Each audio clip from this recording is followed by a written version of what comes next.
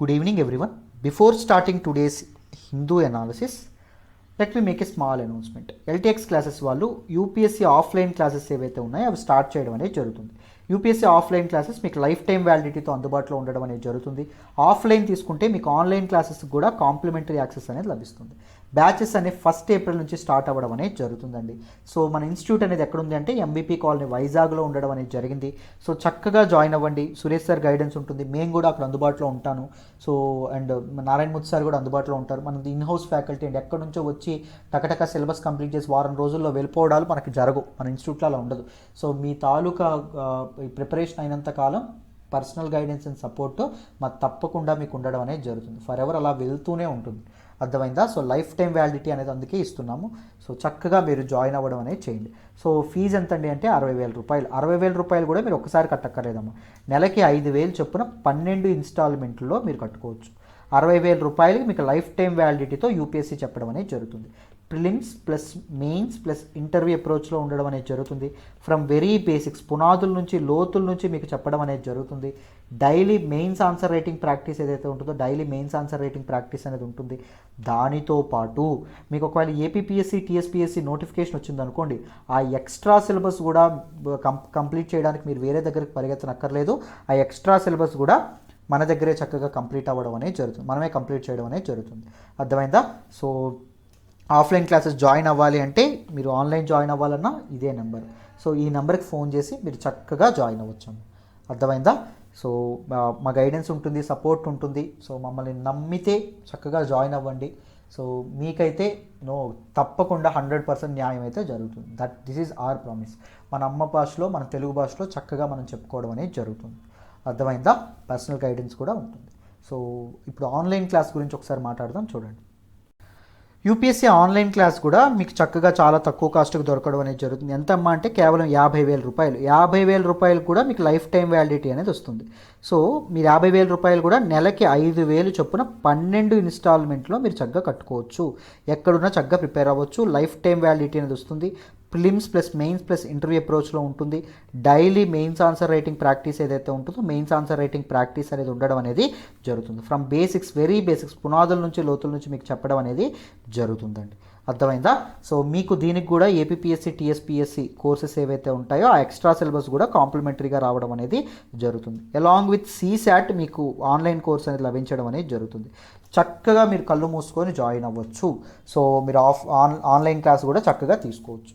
So మీకు చాలా చాలా చాలా వాల్యూ ఎడిషన్ అయితే తప్పకుండా మా నుంచి ఉంటుందమ్మా. And UPSC current affairs course. UPSC current affairs course తీసుకుంటే మీకు ఏమొస్తుందండి? యూపీఎస్సీ కరెంట్ అఫైర్స్ కోర్స్ కేవలం కరెంట్ అఫైర్స్ కోసం మీకు కంప్లీట్గా డిజైన్ చేయడం అనేది జరిగింది. డైలీ హిందూ అనాలిసిస్ అనేది రావడం అనేది జరుగుతుంది. డైలీ హిందూ అనాలిసిస్ ఒక పీడిఎఫ్ వస్తుంది, హ్యాండ్అవుట్ వస్తుంది. నెక్స్ట్ డైలీ పిఐబి అనాలిసిస్ రావడం అనేది జరుగుతుంది. డైలీ పిఐబి అనాలిసిస్ యొక్క పీడిఎఫ్ ఏదైతే ఉంటుందో హ్యాండ్అవుట్ ఏదైతే ఉంటుందో హ్యాండ్అవుట్ వస్తుంది.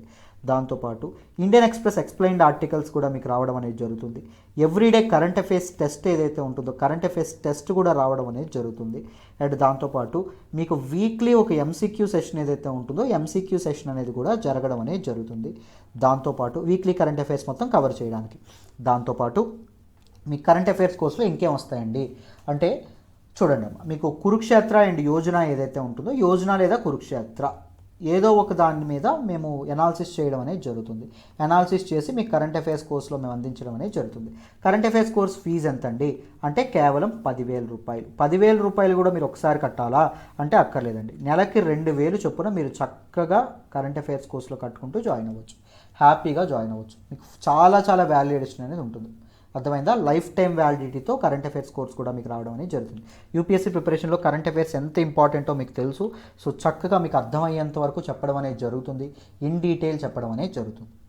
I hope current affairs course గురించి కూడా మీకు అర్థమైంది అనుకుంటున్నాను. ఏ అడ్మిషన్స్ కోసమైనా ఈ నెంబర్ ఏదైతే ఉంటుందో ఈ నెంబర్కి కాంటాక్ట్ చేసి మీరు జాయిన్ అవ్వచ్చు. రైట్? పర్ఫెక్ట్.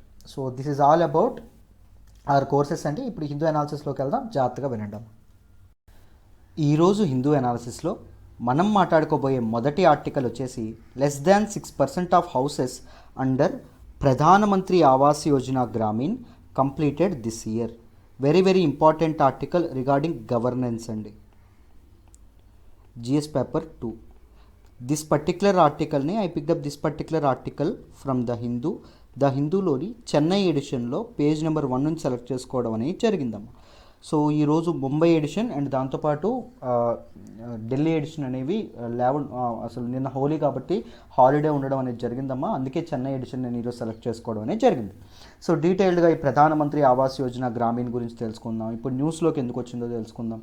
సో అన్నీ తెలుసుకుని డీటెయిల్డ్గా ఈ ఆర్టికల్ని డిస్కస్ చేద్దాం. జాగ్రత్తగా వినండి. సో న్యూస్లోకి ఏమొచ్చింది అంటే <6% of houses under Pradhan Mantri Awas Yojana completed this year. ఈ ఇయర్ టార్గెట్ ఏదైతే ఉంటుందో ఈ ఇయర్ టార్గెట్లో ఓన్లీ <6% హౌసెస్ మాత్రమే ప్రధానమంత్రి ఆవాస్ యోజన గ్రామీణ్ స్కీమ్లో భాగంగా కంప్లీట్ అయ్యాయని చెప్పడం అనేది జరిగింది. సో మీ అందరికీ తెలుసు 2015లో ఈ స్కీమ్ ఏదైతే ఉంటుందో దీన్ని లాంచ్ చేయడం అనేది జరిగింది. 2022 కల్లా ఒక టార్గెట్ పెట్టుకోవడం అనేది జరిగింది. ఎంత టార్గెట్ పెట్టుకోవడం అనేది జరిగింది అంటే 2.28 crore హౌసెస్ అనేవి దీని ద్వారా కడతాము. 2.28 కోట్ల ఇల్లులు అనేవి పక్కా హౌసెస్ అనేవి నిర్మిస్తామని చెప్పి పెట్టుకోవడం అనేది జరిగింది ఫర్ ద పూర్. బట్ కానీ దీనిలో ఎంత కంప్లీట్ అయ్యాయి అంటే 1.27 crore మాత్రమే కంప్లీట్ అయ్యాయి బై January 28, 2021 కల్లా అని చెప్పడం అనేది జరిగిందమ్మా. సో ఒక పార్లమెంటరీ స్టాండింగ్ కమిటీ తీసుకొచ్చినటువంటి రిపోర్ట్ ప్రకారం ఏం చెప్పారు, ప్రధానమంత్రి ఆవాస్ యోజనలో ఈ సంవత్సరం టార్గెట్ <6% కంప్లీట్ అయింది. అండ్ 2022కి టార్గెట్ ఎంత పెట్టుకున్నారు, 2.28 crores అనేవి పెట్టుకున్నారు కదా, దానిలో 1.27 crore హౌసెస్ మాత్రమే కంప్లీట్ అయినాయి. సో మిగిలినవి అనేవి కంప్లీట్ అవ్వలేదు అని చెప్పడం అనేది జరిగింది. అనదర్ 61 lakh హౌసెస్ ఏవైతే ఉన్నాయో దే ఆర్ అండర్ కన్స్ట్రక్షన్ అంట. దాంతోపాటు ఇంకేం చెప్పారు అంటే states such as Assam, Chhattisgarh, Karnataka ఇవన్నీ ఫైనాన్షియల్ ఇయర్ 21లో ఒక్క హౌస్ కూడా కంప్లీట్ చేయలేదు. నాట్ ఈవెన్ 1 house కంప్లీటెడ్ అని చెప్పడం అనేది జరిగిందాం. అర్థమైందా? సో మీ అందరికీ ప్రధానమంత్రి ఆవాస్ యోజన గ్రామీణ్ గురించి కూడా డీటెయిల్స్ చెప్తాను, మన ప్రిలిమ్స్ లెవెల్లో కంగారు పడొద్దు. రైట్. సో ఈ ముఖ్యంగా దీనికి కారణం ఏంటి అంటే COVID-19 ఏదైతే ఉంటుందో COVID-19 చెప్పడం అనేది జరిగిందమ్మా. COVID-19 వల్ల నేషనల్ వైడ్ లాక్డౌన్ ఏదైతే పెట్టారో లాక్డౌన్ వల్ల కన్స్ట్రక్షన్ వర్క్స్ ఏవైతే ఉన్నాయో కంప్లీట్గా నిలిచిపోయినాయి. బట్ ఎక్కడైతే మైగ్రేటరీ వర్కర్స్ ఎక్కువగా ఉన్నటువంటి స్టేట్స్ ఏమిటి అంటే ఒడిషా కానీ లేకపోతే జార్ఖండ్ ఏవైతే ఉన్నాయో జార్ఖండ్ ఇలాంటి స్టేట్స్ ఈ తిరిగి వచ్చినటువంటి మైగ్రెంట్ వర్కర్స్ ఎవరైతే ఉన్నారో వీళ్ళందరికీ ఎంప్లాయ్మెంట్ ఆపర్చునిటీస్ ఏవైతే ఉన్నాయో ఎంప్లాయ్మెంట్ ఆపర్చునిటీస్ కల్పించడానికి ఈ స్కీమ్ని బాగా ఉపయోగించుకున్నాయి అని చెప్పడం అనేది జరిగిద్దాం.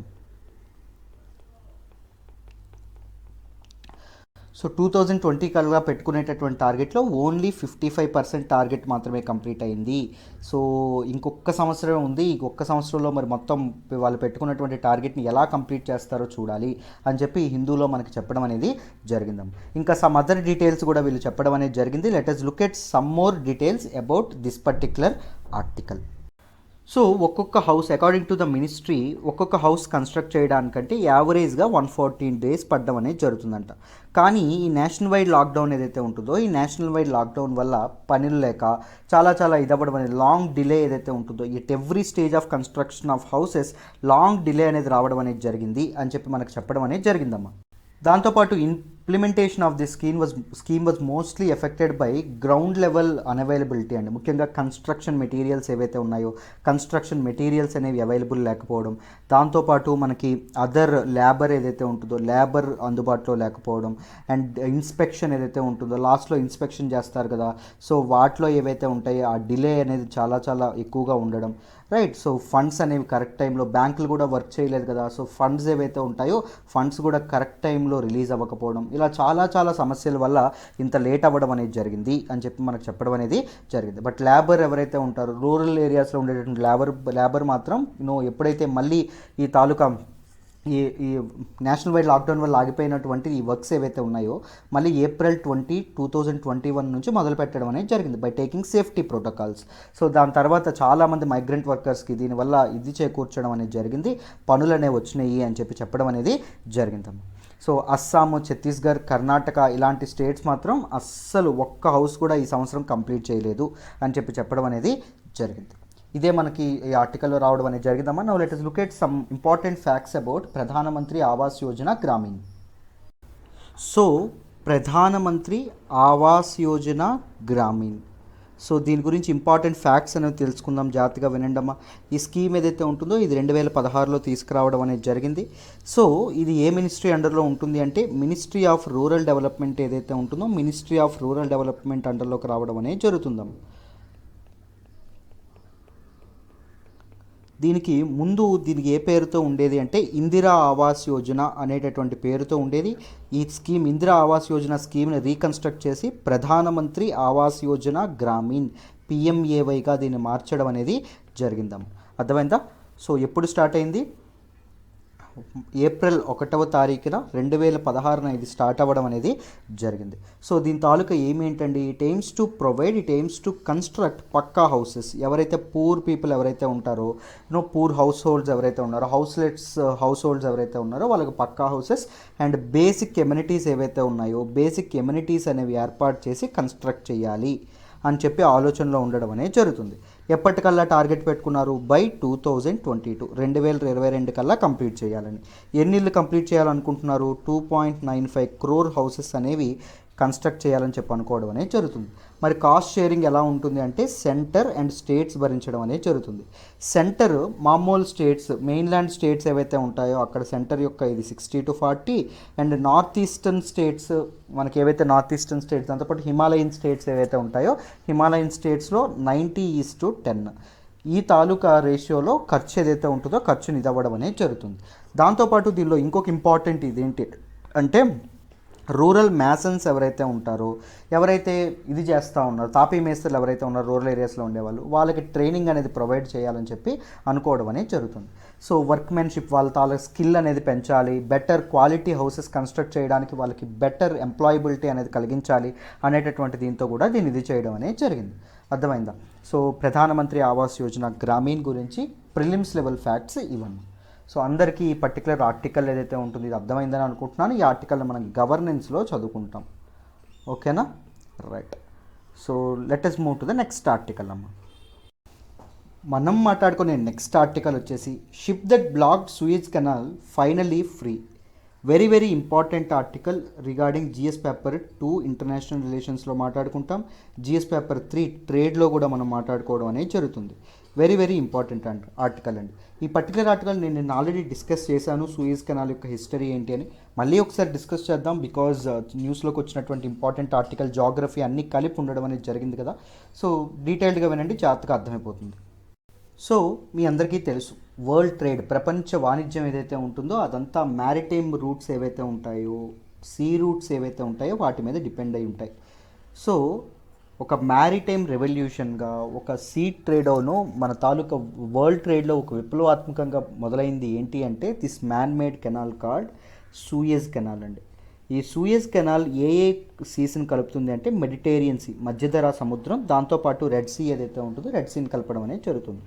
194 కిలోమీటర్స్ ఉండేటటువంటి ఒక సన్ననైనటువంటి ఒక కాలువ లాంటిది మ్యాన్ మేడ్ కెనాల్ అని చెప్పి మనం అనుకోవచ్చు.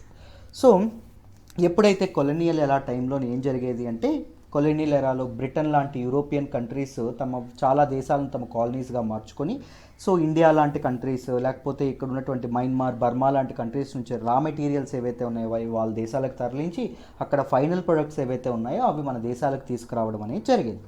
సో దానికోసం వాళ్ళు వాడినటువంటి మార్గం ఏంటి అంటే వాస్కోడిగామా కనిపెట్టినటువంటి ఈ రూట్ ఏదైతే ఉంటుందో on Cape of good hope south ఆఫ్రికాలో ఉన్నటువంటి కేప్ ఆఫ్ గుడ్ హోప్ మీదుగా వాళ్ళు ఈస్ట్ వైపు రావడం అనేది జరిగింది. దాంతోపాటు ఇటు నుంచి అటు కూడా సేమ్ రూట్లో వెళ్ళడం అనేది జరిగింది.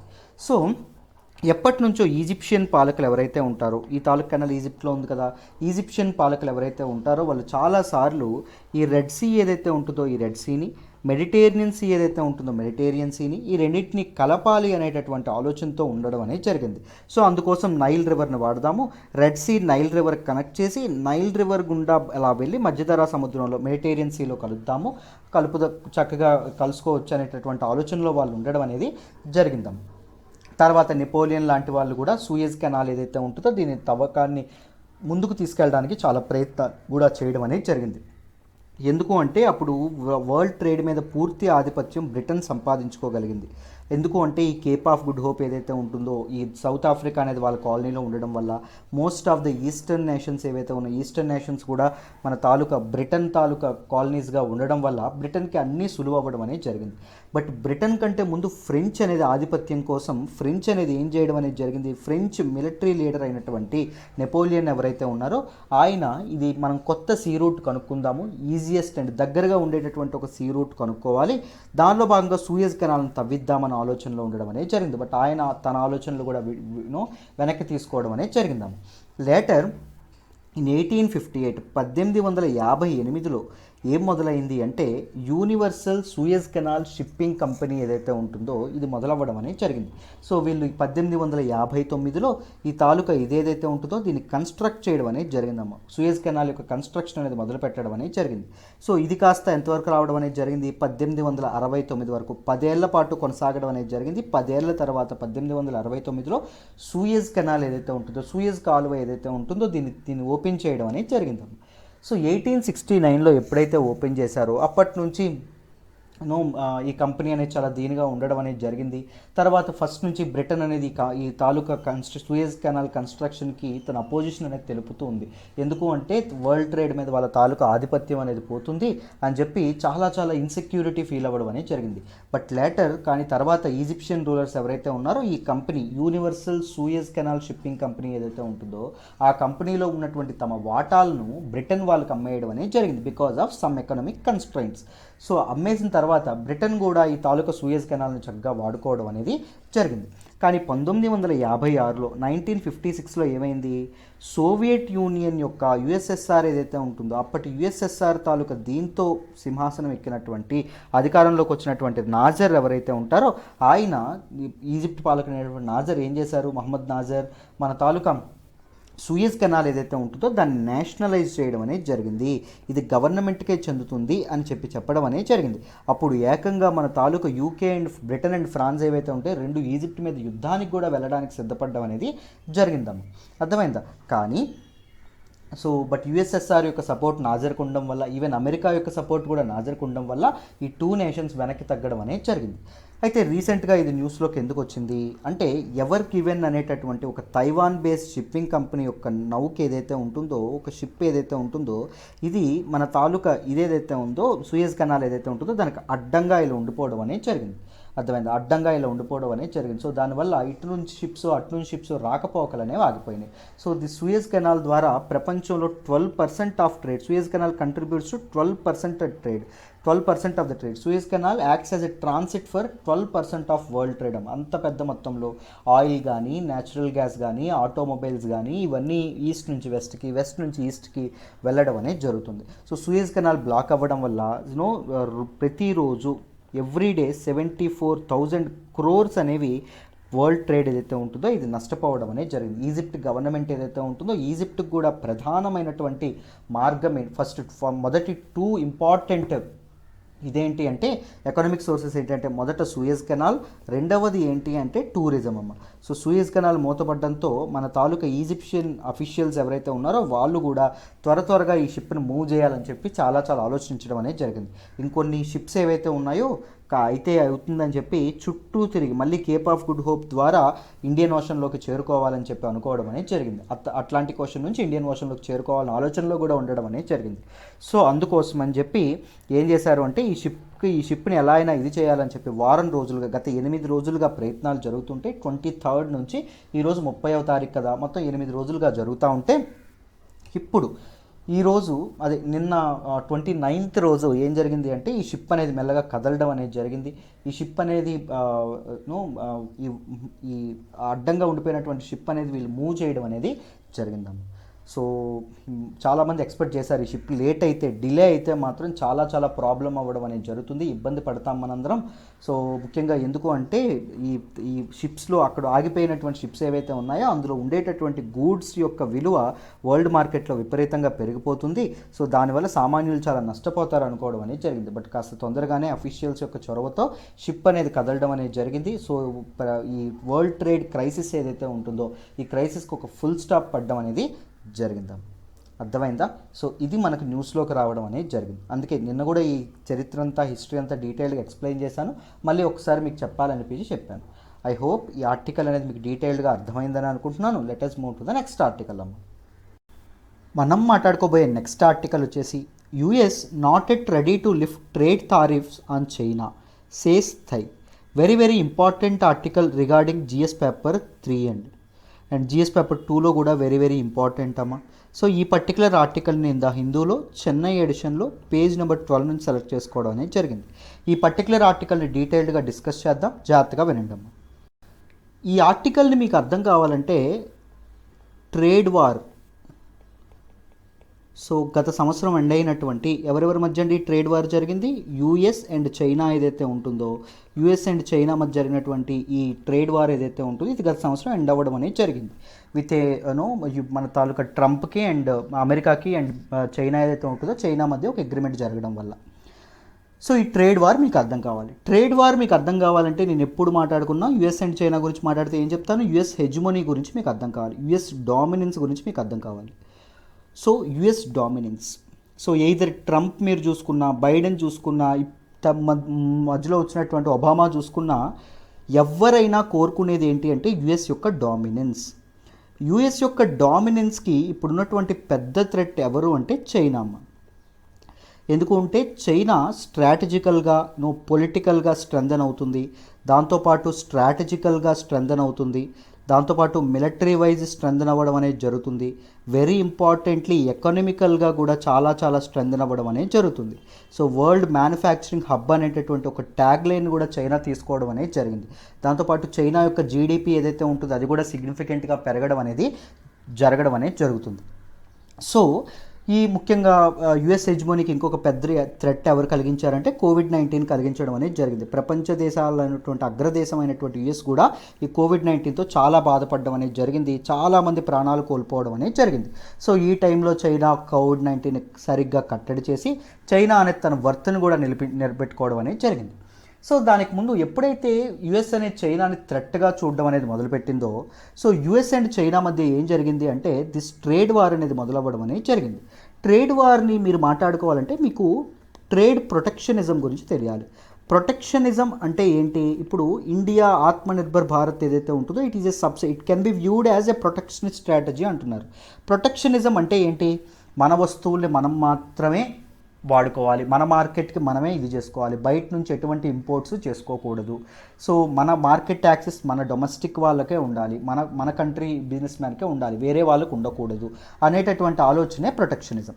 సో ఈ ప్రొటెక్షనిజంలో భాగంగా కంట్రీస్ ఏం చేస్తాయంటే ట్రేడ్ వార్ ప్రకటించడం అనేది జరుగుతుంది. It is not a war with weapons, కానీ it is a war with tariffs. అంటే రెండు కంట్రీస్ ఒకరి మీద ఒకరు పన్నులు వేసుకొని ఇంపోర్ట్ డ్యూటీస్ అనేవి విధించుకొని ఏం చేస్తాయి అంటే మన తాలూకా ఇదేదైతే ఉంటుందో వాళ్ళ తాలూకా ప్రొటెక్షనిస్ట్ స్ట్రాటజీ ఏదైతే ఉంటుందో దాన్ని ఎగ్జిబిట్ చేస్తూ ఉంటాయి. సపోజ్ టారిఫ్స్ వేస్తే ఏమవుతుంది సార్? సింపుల్ చూడండి, ఇప్పుడు డొమెస్టిక్ కంపెనీస్ అనేవి ఉన్నాయండి. డొమెస్టిక్ కంపెనీస్ సోప్స్ తయారు చేస్తున్నాయి అనుకోండి. ఇప్పుడు సపోజ్ బయట నుంచి కంపెనీస్ వచ్చి సోప్స్ కంపెనీస్ వచ్చాయి. సోప్స్ కంపెనీస్ తక్కువ కాస్ట్ ఉన్నాయనుకోండి, ఏం చేస్తారు జనాలు? డొమెస్టిక్ కంపెనీయా లేకపోతే ఈ కంపెనీ అని చూడరు, ఏది తక్కువ కాస్ట్ ఉంటే అదే కొంటారు. సో ఫారిన్ కంపెనీస్ కొంటారు, డొమెస్టిక్ కంపెనీస్ అనేవి ఫెయిల్ అయిపోవడం అనేది జరుగుతుంది. ఇప్పుడు మనం దీన్ని ఎలా అర్థం చేసుకోవచ్చు? ఇప్పుడు గవర్నమెంట్ తారీఫ్ వేసింది అనుకోండి, ఈ సోప్కి కొంత పన్ను విధించింది అనుకోండి, వీళ్ళు ఏం చేస్తారు? తక్కువ కాస్ట్కి అమ్మడం అవ్వదు. మన డొమెస్టిక్ కంట్రీస్ ఎంతకు అమ్ముతున్నారో, డొమెస్టిక్ కంపెనీస్ ఎంతకు అమ్ముతున్నాయి అంతకే అమ్మాలి, లేకపోతే డొమెస్టిక్ కంపెనీస్ కంటే రేట్ ఎక్కువగా అమ్మాలి. అప్పుడు డొమెస్టిక్ కంపెనీస్ ఏవైతే ఉన్నాయో వాటి తాలూకు సోప్స్ ఎక్కువ సేల్ అవ్వడం అనేది జరుగుతుంది, రైట్? సో ఇలాంటివి జరగడం అనేది దీనికి తారీఫ్కి ఎగ్నెస్ట్గా ఇది అవ్వడానికి అవతల కంట్రీ ఏం చేస్తుంది? సపోజ్ ఇక్కడ ఎగ్జాంపుల్గా తీసుకుందాం చూడండి అమ్మా, యుఎస్ ఉంది, చైనా ఉంది అనుకోండి. సో చైనా నుండి వచ్చేటటువంటి వస్తువులు ఏవైతే ఉంటాయో గూడ్స్ పైన మన తాలూకా యుఎస్ ఏంటి వేస్తుంది? తారిఫ్ వేయడం అనేది జరుగుతుంది. తారిఫ్ వేయడం అనేది జరిగితే ఏమవుతుంది? చైనీస్ గూడ్స్ యుఎస్ మార్కెట్లో ఎక్కువ రేటు పలుకుతాయి. ఎక్కువ రేటు పలికితే ఏమవుతుంది? వాటి తాలూకా సేల్ ఉండదు. కంపారిటివ్లీ డొమెస్టిక్ కంపెనీస్ యొక్క గూడ్స్ అనేవి తక్కువగా ఉన్నాయనుకోండి, జనాలు డొమెస్టిక్ కంపెనీస్ కొంటారు, డొమెస్టిక్ కంపెనీస్ డెవలప్ అవుతాయి. So it is a protection strategy. ఇంకోటి ఏం చేయొచ్చు చైనా అంటే, ఇక్కడ చూడండి, చైనా అనేది ఏం చేస్తుందంటే సబ్సిడీస్ అనేవి ఇవ్వడం అనేది జరుగుతుంది. సో ఈ గూడ్స్ ఏవైతే ఉంటాయో ఈ గూడ్స్కి సబ్సిడీ ఇస్తుందండి. అంటే గూడ్స్ కాస్ట్ ఇక్కడ కాస్ట్ తగ్గిపోతుంది. అర్థమైందా? సబ్సిడైజ్డ్ గూడు ఇక్కడికి వెళ్ళిన తర్వాత యుఎస్ అనే తారిఫ్ వేసిన ఇక్కడ డొమెస్టిక్ కంపెనీస్తో కంపేర్ చేసుకుంటే ఈ తాలూకు ప్రొడక్ట్ కాస్ట్ ఏదైతే ఉంటుందో ప్రొడక్ట్ కాస్ట్ తక్కువే ఉంటుంది. ఎందుకు? చైనా అనేది ఆల్రెడీ సబ్సిడీ ఇచ్చేసింది కాబట్టి. అర్థమైందా? ఎక్స్పోర్ట్స్ రైజ్ చేయడానికి కంపెనీస్ అనేవి ఇలా చేస్తాయి, ఇంపోర్ట్స్ అనేవి తగ్గించడానికి, డొమెస్టిక్ కంపెనీస్ సేవ్ చేయడానికి ఈ తారిఫ్స్ లాంటివి ఏవైతే ఉంటే తారిఫ్స్ అనౌన్స్ చేస్తాయి. ఇంకొకటి ఏం చేస్తారు అంటే మీకు కోటా విధించడం అనేది జరుగుతుంది. ఇంపోర్ట్ కోటా అంటారు. సో ఏం చేస్తుంది, చైనా నుంచి ప్రొడక్ట్స్ ఇంత మాత్రమే రావాలి, సపోజ్ 1 టన్ను ఆనియన్స్ మాత్రమే రావాలి, అంతకు మించి రాకూడదు, ఇంపోర్ట్ అవ్వకూడదు అనేటటువంటి ఇదేదైతే ఉంటుందో దాన్ని వేయడం అనేది జరుగుతుంది. ఒక రెస్ట్రిక్షన్ పెట్టడం అనేది జరుగుతుంది. సో ఈ 1 టన్ను సేల్ అయిపోయిన తర్వాత ఎవరంటే థ్రైవ్ అవుతారు? ఈ డొమెస్టిక్ కంపెనీస్ అనేవి నెక్స్ట్ దీనిలోకి వాళ్ళు కొనడం అనేది జరుగుతుంది. అర్థమైందా? కాకపోతే ఇలాంటివి చేయడం వల్ల నష్టాలు కూడా ఉండడం అనేది జరిగింది. ఏంటంటే నష్టాలు, కాంపిటీషన్ అనేది చచ్చిపోతుంది. బయట నుంచి ఇంపోర్ట్స్ లేవనుకోండి, బయట నుంచి కాంపిటీషన్ అనేది లేకపోయింది అనుకోండి, డొమెస్టిక్ కంపెనీస్లో మొనోపొలీ అనేది రావడం అనేది జరుగుతుంది. వాళ్ళు పాడిందే వేదం, రైట్? వాళ్ళు ఏదైతే చేస్తారో అదే వాళ్ళ ఇష్టం వచ్చినట్టు వాళ్ళు వ్యవహరించడం అనేది జరుగుతుంది. ఈ డొమెస్టిక్ కంపెనీస్ వాళ్ళ ఇష్టం. సో ఇప్పుడు చూడండి, మనకిప్పుడు జియో వచ్చింది, లేకపోతే మనకి ఎయిర్టెల్ ఉంది, లేకపోతే మనకి వొడాఫోన్ ఉంది.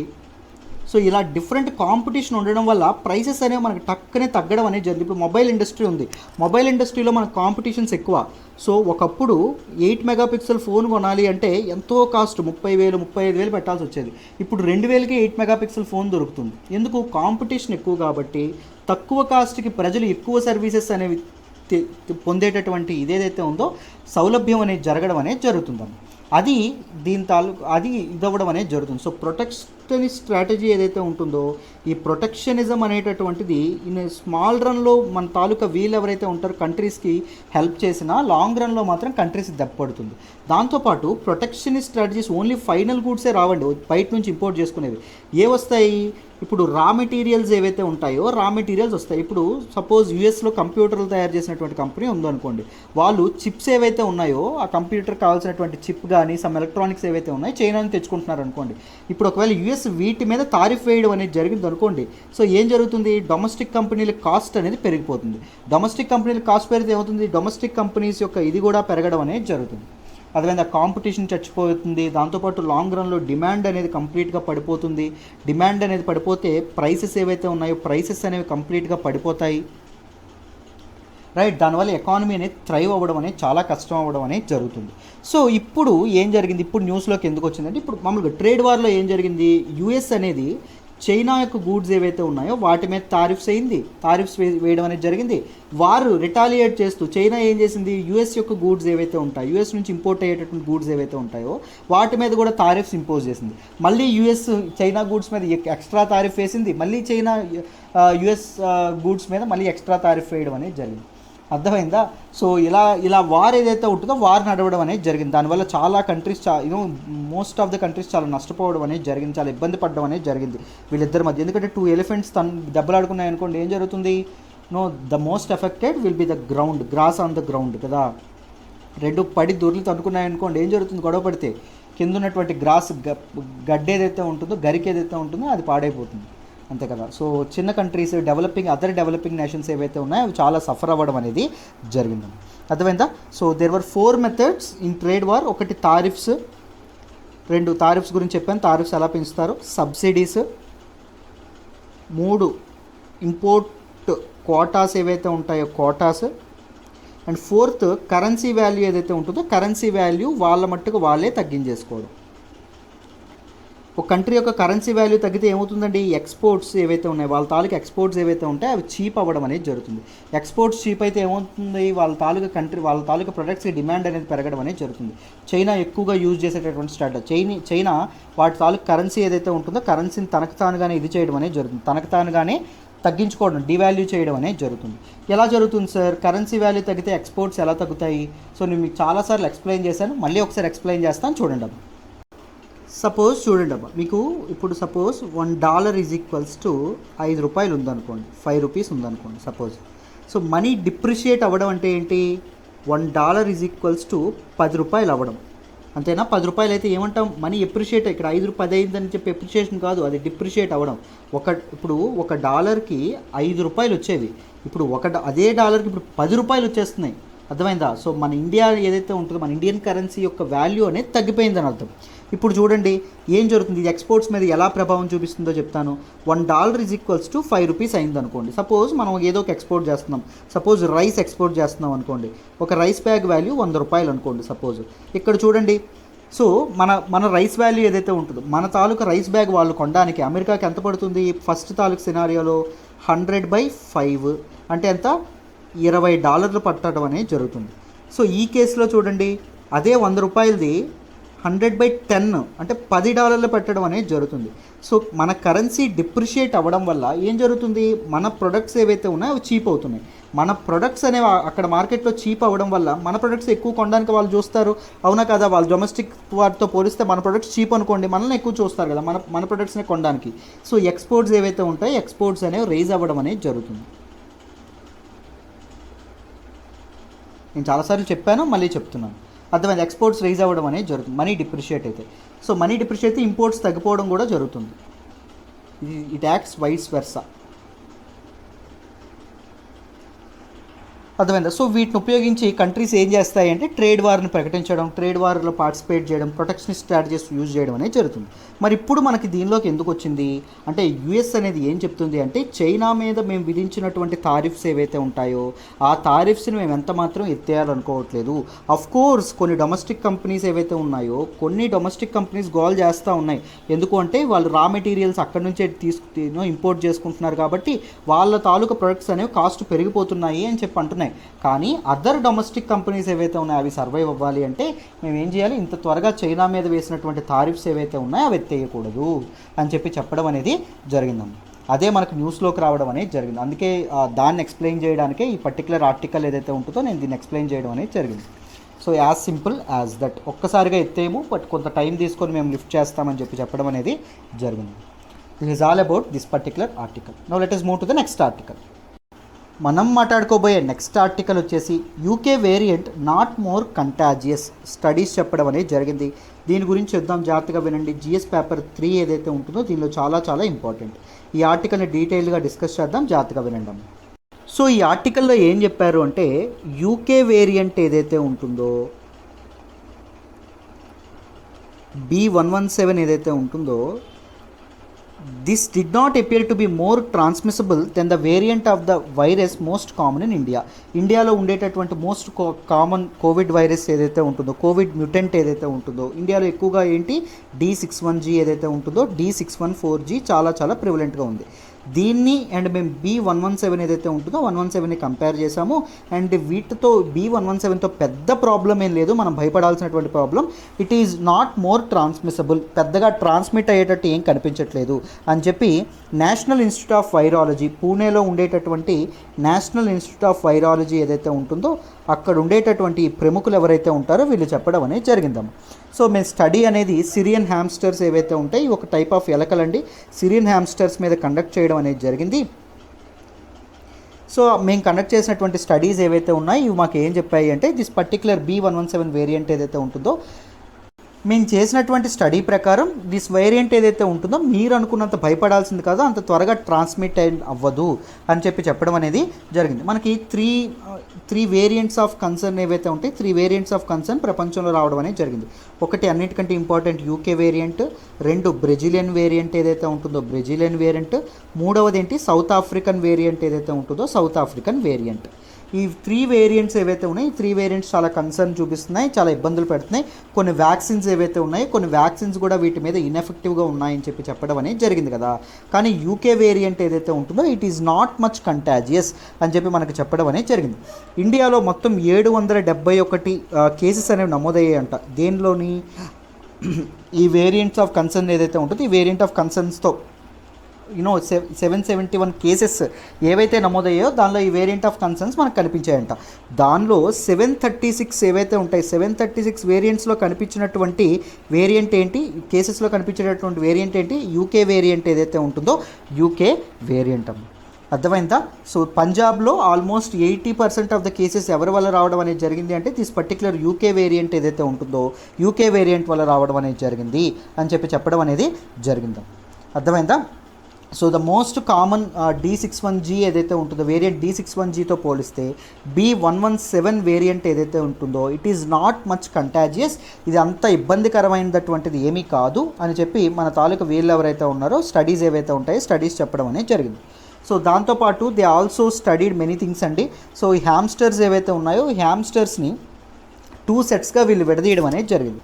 1 సెట్ ఆఫ్ హ్యామ్స్టర్స్ ఏవైతే ఉంటాయో వాటికి వీళ్ళు ఏమి ఇచ్చారు అంటే D61G ఇచ్చారండి, D614G ఇవ్వడం అనేది జరిగింది. సో ఇంకొక సెట్ ఆఫ్ హ్యామ్స్టర్స్ ఎవరైతే ఉంటారో వీళ్ళకి యూకే వేరియంట్ ఏదైతే ఉంటుందో B117 ఏదైతే ఉంటుందో దీన్ని ఇవ్వడం అనేది జరిగింది. అర్థమైందా?